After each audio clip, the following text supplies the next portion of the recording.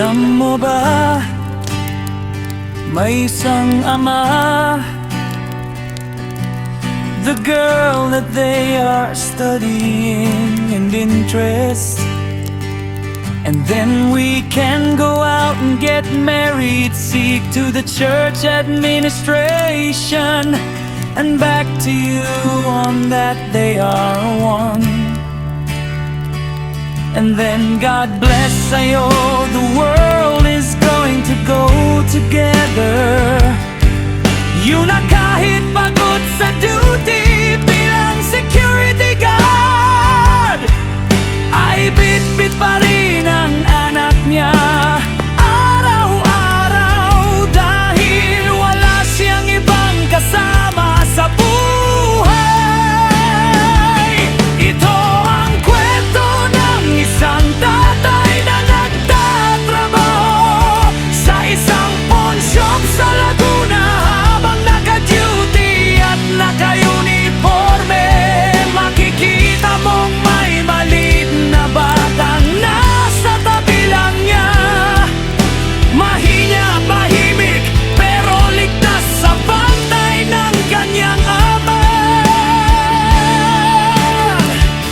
Nakita sila ni Jeff habang nakapila, at dahil nagtataka siya kung bakit may batang kasama ang guard sa trabaho, tinanong niya ito.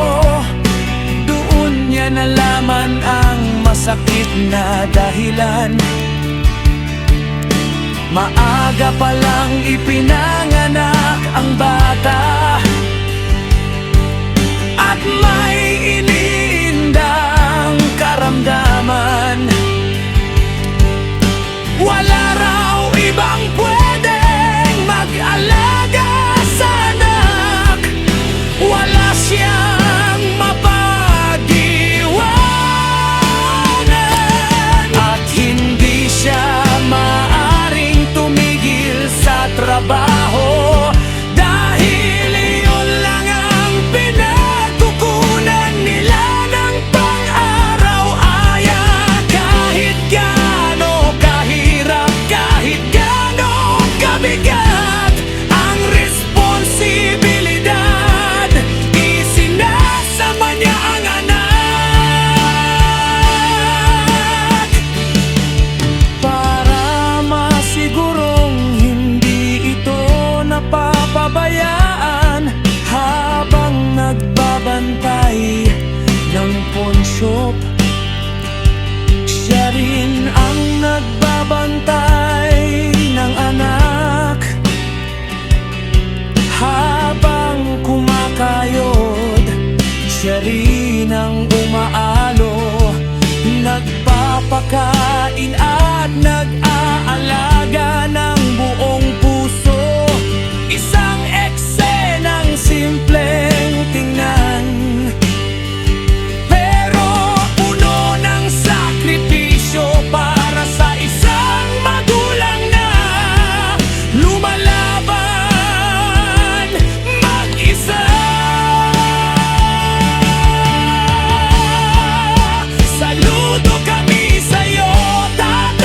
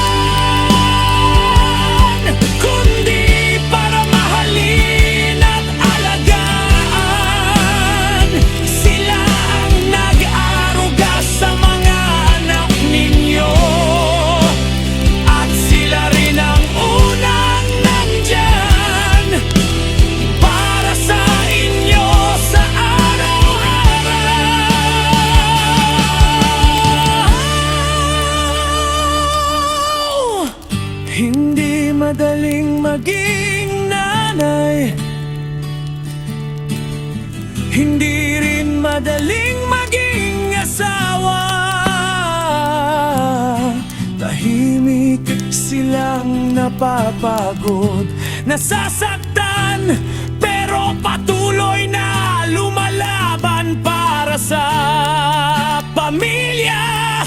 Masakit makakita ng ganito,